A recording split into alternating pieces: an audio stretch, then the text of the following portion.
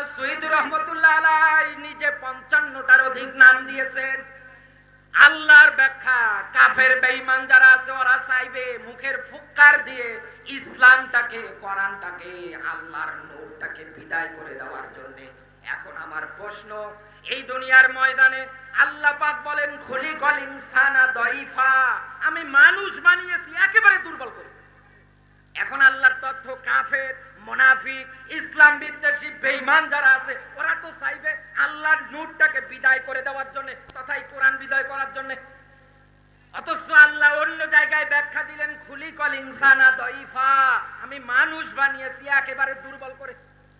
তাহলে কেমনে সম্ভব? কেমনে সম্ভব? কোনদিনও সম্ভব? আরো জোরে বলেন। যারা এতদিন আপনার আমার মাঝে ক্ষমতা দেখাতো, দাপট দেখাতো, ও নেত্রী পদত্যাগ করার পরে ও পালানোর রাস্তা খুঁজে পাচ্ছে না। এই কথা বলে আপনি এত ক্ষমতা, কোরআনের আয়াত বিশ্বাস করেন না, আল্লাহর ব্যাখ্যা, আপনি তো একেবারে দুর্বল। আপনি কত বড় নেতা, আপনি কত বড় মন্ত্রী, আপনি কত বড় কি, যদি কয়েকবার আপনার পাতলা পায়খানা হয়, 3-4 বার বাথরুমে গেলে আপনার অবস্থা শেষ। এই কথা বলেন না, আপনি আর কুল কিনারা পাবেন না। আর আপনি মশান দেখান, ক্ষমতা দেখান, বাংলার মাটিতে তোদের অস্তিত্ব পর্যন্ত থাকতে দেওয়া হবে না, হবে না, হবে না। কারণ দুনিয়ায় যারা ইসলামের বিরুদ্ধে গাদ্দারি করেছিল, যারাই বলেছিল মুখের ফুৎকার দিয়ে আল্লাহর নূর কিতাব বিদায় করে দেবে, একটাও থাকতে পেরেছে? নমরুদ থাকতে পেরেছে? ফেরাউন থাকতে পেরেছে? একটাও থাকতে পারে না। আমার বন্ধুরা, একটু গবেষণামূলক কথা বলছি, ভালো করে বোঝেন। এই দুনিয়ার ময়দানে কাফের বেঈমান যারা আছে ওরা চাইবে মুখের ফুৎকার দিয়ে আল্লাহর নূর কিতাবটাকে বিদায় করে দেওয়ার জন্য। অগাই বান্দাবাসী, অথচ আল্লাহ তাআলা অন্য জায়গায় ডাক দিয়ে বললেন আমি মানুষকে বানিয়েছি একেবারে দুর্বল করে। তাহলে আল্লাহ এই জায়গায় তথ্য দিলেন কেন?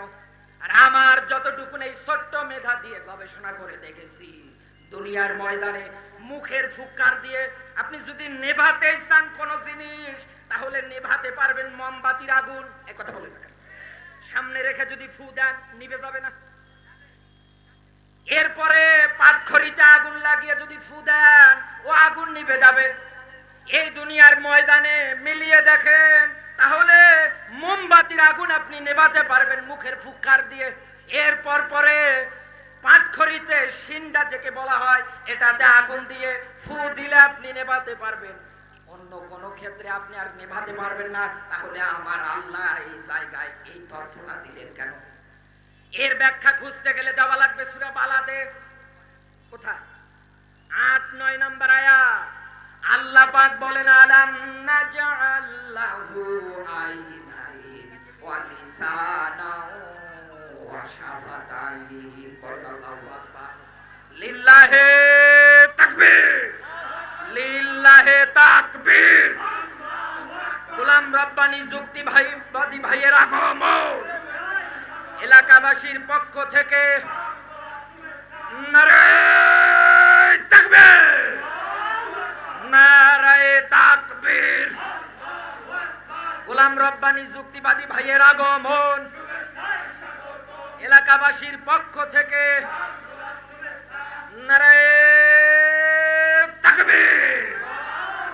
আশেপাশে যারা দাঁড়িয়ে আছেন তারা মেহেরবানি করে বসে যান। বড় ভাই চলে এসেছে, আমি এখনই শেষ করে দিচ্ছি। আমার বন্ধুরা, আল্লাহ পাক বলেন লিসানাও ওয়া শাফাতাইন। বান্দা, আমি কি তোর জন্য বানাইনি ঠোঁট আর জিহ্বা? এ কথা কার? আরো জোরে বলেন। এখন যদি দুনিয়ায় ফু দিতে চান, মোমবাতির ক্ষেত্রে হোক, আগুন নেভানোর ক্ষেত্রে হোক, যদি ফু দিতে চান, এই ঠোঁট আর এই জিহ্বা ব্যতীত নেভাতে পারবেন? বলেন বলেন, নেভাতে পারবেন? সম্ভব না। অবশ্যই অবশ্যই এই ঠোঁট আর জিহ্বা আপনাকে ব্যবহার করা লাগবে। ইতিপূর্বে তাকিয়ে দেখেছিলাম কাফের বেঈমান যারা ছিল, শেখ হাসিনার সন্ত্রাসী যারা ছিল বিভিন্ন জায়গায় বিভিন্ন পদে, তারা এই ঠোঁট আর জিহ্বা ব্যবহার করে কলিজার টুকরা মুফাসসির আল্লামা সাঈদীকে জেলে আটকিয়ে রেখেছিল। মুখ দিয়ে যদি কথাও বলতে চান, ঠোঁট জিহ্বা লাগবে। আটকালে কথা বলতে পারবো? সম্ভব না। তো সাক্ষী যারা দিয়েছিল এই ঠোঁট আর জিহ্বা দিয়ে, আল্লাহ এই তো দিয়েছে। কারণ কোরআনের একটা ধারক, একটা বাহককে যদি বিদায় করে, তাহলে এই মানুষগুলো কোরআনের নিত্য নতুন তথ্য থেকে মাহরুম হয়ে যাবে। এক কথা বলে না কেন? মাহরুম হবে না? নতুন নতুন তথ্য পাবেন না।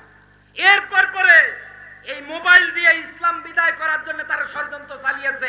ফেসবুক, ইউটিউব, ইন্টারনেটের যত দিক আছে সব ইহুদিরা চালনা করে। এক কথা বলেন না কেন?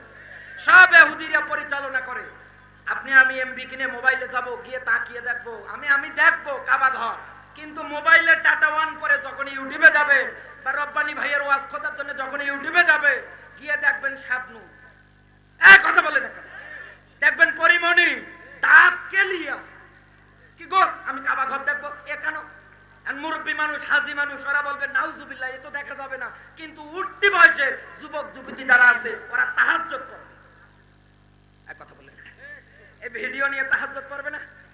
সময় সঙ্গে ভাই এসেছে, চরম বেয়াদবি।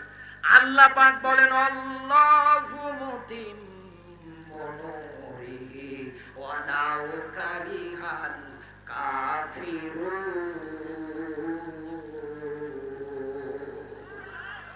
আল্লাহ পাক বলেন এরকম ফেসবুক দিয়ে, মুখের হাজারো মিথ্যা বাণী দিয়ে ওরা যতই চেষ্টা চালাক, আমি কসম করে বলছি আমার নূর, আমার আলো এই জমিনে আমি জ্বালাবো। এ কথা কার?